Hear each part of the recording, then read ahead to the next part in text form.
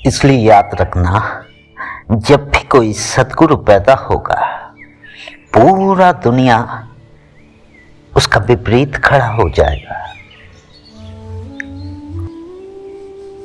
जब भी कोई बुद्ध पुरुष पैदा होगा, जब भी कोई ज्ञानी पैदा होगा, जब भी कोई गुरु, सत्य गुरु पैदा होगा, पूरा दुनिया, पूरा जगत उसके विपक्ष खड़ा हो जाएगा। क्योंकि सद्गुरु में उनकी रुचि नहीं है, सद्गुरु के शिक्षा में उनकी रुचि नहीं है। उनके रुचि तो है विपरीत शिक्षाओं में। इसके लिए अक्सर ज्ञानी मूर्ख पाए जाते हैं और मूर्खों को ज्ञानी समझ लिया जाता है। यही दुनिया का नियम है। तुम बाजार जाओ, दुकानों में जाओ, सत्य बात कहो, लोगों को मुंह के ऊपर सत्य कह दो, लोग तुम्हें कहेगा पागल।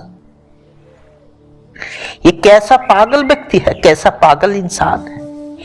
परंतु तुम थोड़ा शब्दों का खेल समझ लो, थोड़ा शब्दों का खेल खेलने लगो लोगों के साथ, और झूठ से झूठ भी परसों लोगों के सामने। बस कला आनी चाहिए, बस शब्दों की कला आनी चाहिए, तुम्हें लोग ज्ञानी मानने लगेंगे। रट्टू तोते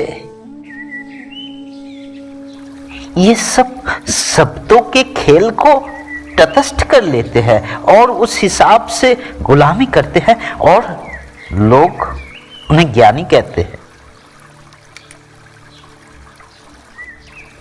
और जो ज्ञानी है उन्हें अक्सर दुनिया पागल ठहराता है। जीसस के पास जब हजारों लोग आकर भिड़े और उनके पास सिर्फ कुछ ही रोटी बचे थे, शिष्यों ने कहा, प्रभु इन लोगों के आहार के लिए हम क्या बंदोबस्त करें, जरा बताइए। ये लोग भूखे हैं, दूर दूर गांव से आए हैं आपकी बातें सुनने और इतने दिन तक भूखे खड़े हैं। जीसस ने बोला, और ये भूखे नहीं जाने चाहिए, तुम्हारे पास क्या खाना है वो मुझे दो। शिष्य ने कहा, बस कुछ ही रोटी बचे हैं, लोग तो हजार हैं, अब इनके लिए खाना कहां से लाए। जीसस ने कहा, पर्याप्त है, पर्याप्त है, यथेष्ट है, चिंता मत करो, इसी से काम होगा। और वो उन रोटियों को स्वर्ग की तरफ उठाकर धन्यवाद देकर परमात्मा से कहा, हे परमात्मा तुझे धन्यवाद, क्योंकि तूने पर्याप्त रूप से हमें दिया है, जो कुछ भी हमारे पास होना चाहिए था उससे ज्यादा तूने दिया। यही पर्याप्त की शिक्षा जीसस ने पूरे दुनिया को दे जाने का एक संकल्प लिया था, और उसी के द्वारा फलस्वरूप वो हजारों लोग उन कुछ ही रोटियों से खाना खा पाए थे। इस असंभव बिल्कुल संभव हुआ था। और तो और जो बचे कुछ रोटियों से कुछ बच गया था, वो भी आगे के सफर के लिए सामग्री बना, संचय बना। यही शिक्षा जब जीसस दिए थे, लोगों ने सोचा पागल है, 2-4 रोटियां पड़े हैं और लोग हजार, यह आदमी पागल है। इसे कहते हैं यथेष्ट, इसे कहते हैं पर्याप्त। कई हजार रोटियां लगेंगे इन भूखों को खिलाने के लिए, और व्यक्ति कहता है पर्याप्त है। ये तो कोई पागल ही कह सकता है। ज्ञानी होने के लिए अक्सर पागल होना जरूरी है।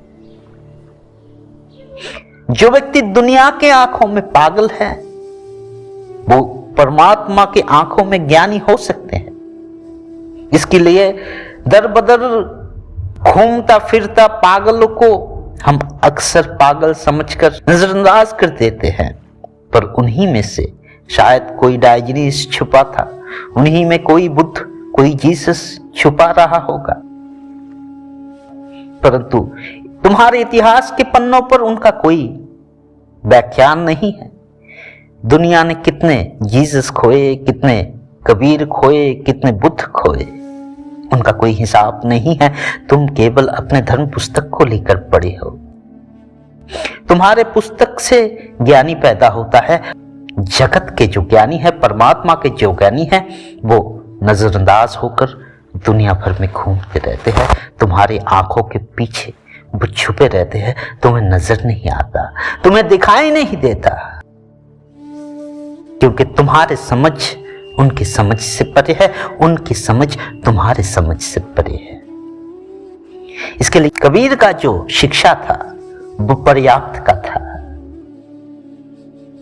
कबीर के घर आने वाले थे दोस्त, फकीर, दुनिया के लोग, मित्र, सब मतमस्त होने वाले थे।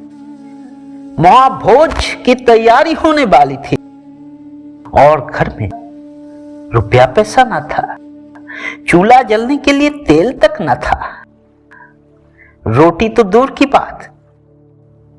बीबी बिल्कुल पागल होगी, बोली कबीर ये कर क्या रहे हो, जरा रसोई में झांको,